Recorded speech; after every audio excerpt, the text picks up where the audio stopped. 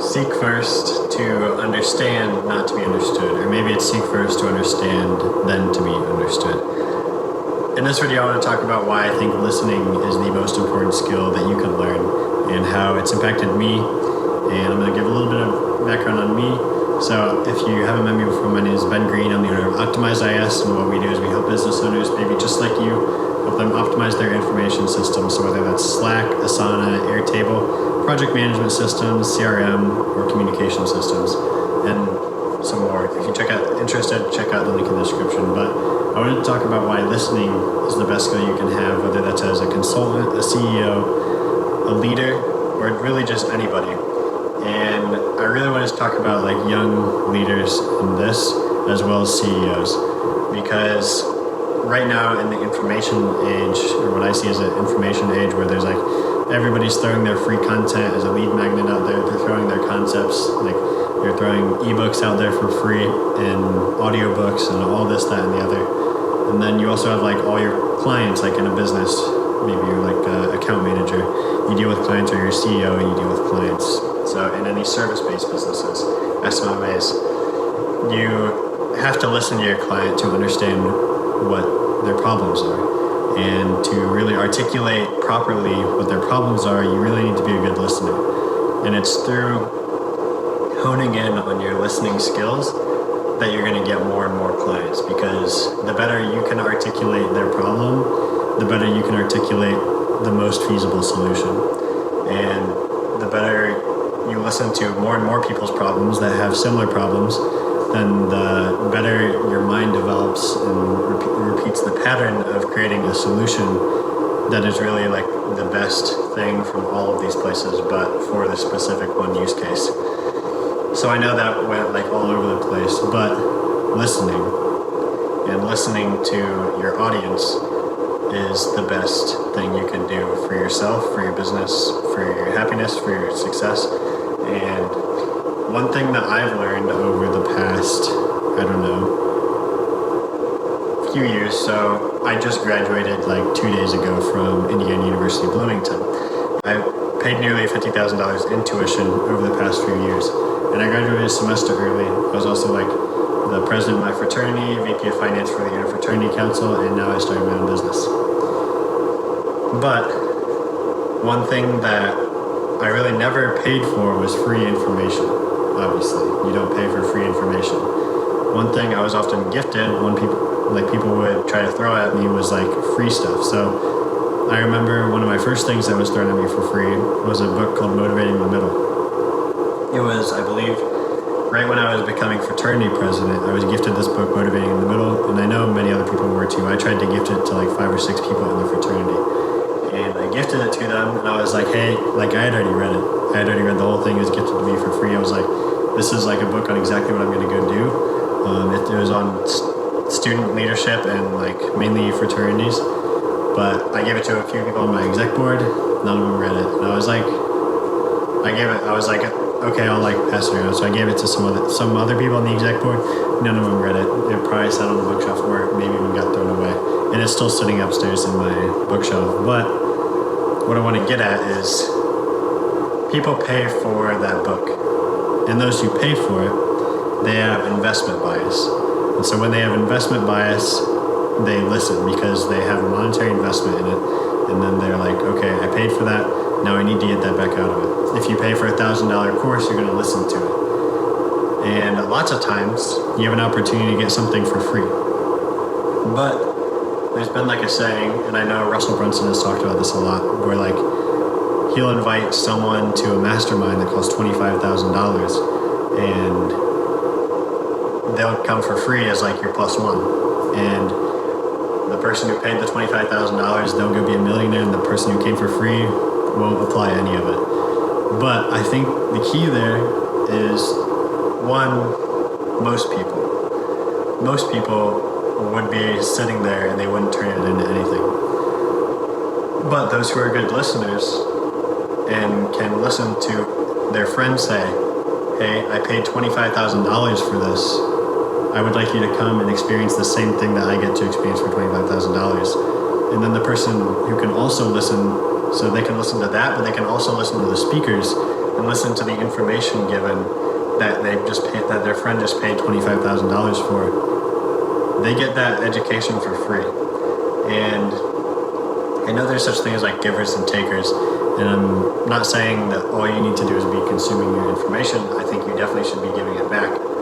But I've been blessed with a lot of those situations where I was invited to Lewis House, Summit of Greatness, by my best friend Max Karg, and he brought me, and I just consumed information. We got into some events we weren't supposed to for free, and they were some of the best events I've ever been to. There were like certain events in the morning that we snuck in, and some of the best value I gained in those, some of the most drive and education I gained in those meetings. And now still today, I'm in positions where I can get free education through other people's education companies, and I can learn how to run an SMMA. And someone might be given the videos to a free course that someone else pays $1,000 to go through, and they won't do anything with it. But those who are good listeners, they say they can almost listen into the investment bias. They'll listen in and say, someone else would pay this amount of money for it, so this is what it's worth to them. So while I didn't give that $1,000, this is what it's going to be worth to me. And even more than just consuming information, being able to translate that information because you have that implied investment bias, that's hugely powerful too. That's hugely powerful, particularly when you're in what I'll call a negotiation. So when you're in a negotiation, they can be many of things. So whether it's with your spouse, your girlfriend, whether it's with a client, or really most people, when you're in that negotiation, you seek first to understand, not to be understood. So when you are able to understand and comprehend, and you say, they say something and maybe it's emotional, and they say, I want more money from you. You need to pay me more money to provide this service, or why aren't you spending as much time with me, or something like that. If you can really understand, if you can go through what's called the 7 levels of why, or just many levels of why, on why they're bringing that up, and what their deeply rooted passions and fears are, on why they're saying that, if you can hear that, if you can hear what they're saying, and you're that's a surface level statement, and then dig deeper, because you're not taking that for with face value. You can dig deeper into what they're thinking on their subconscious level, and then get that out of them. And then once you understand that, you might be able to ask why again and dig even deeper. And then once you're at that point, you can understand them. So now I'm really getting at 2 things here. So the first was listening to investment bias and consuming very valuable information. And now we're just seeking people to understand them. And this all goes back to the importance of listening. And I'm going to go a little bit more into the why it's important to listen to clients, because when you listen to the clients, then they're gonna feel understood. And when they feel understood by you, because you've been able to articulate their problems, and you've been able to articulate that honestly, you know what solution they need, or honestly, you don't know what solution they need, they're going to trust you a lot more in the decisions that they make, because they understand you.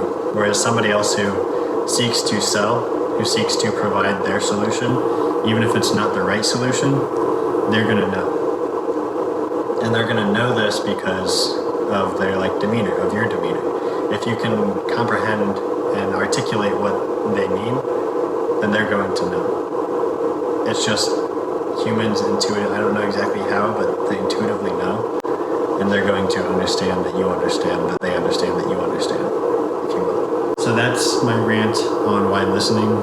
I'm coming from a guy who has always been known to speak the least in meetings. When I would have my exec meetings, I would often be one of the quietest people in the room, and people hated that about me, because the person before me, they brought me in with the expectations that I would be the same as him, and he spoke a lot. So when I didn't meet those expectations, then people got upset. But I've always been the very quiet guy.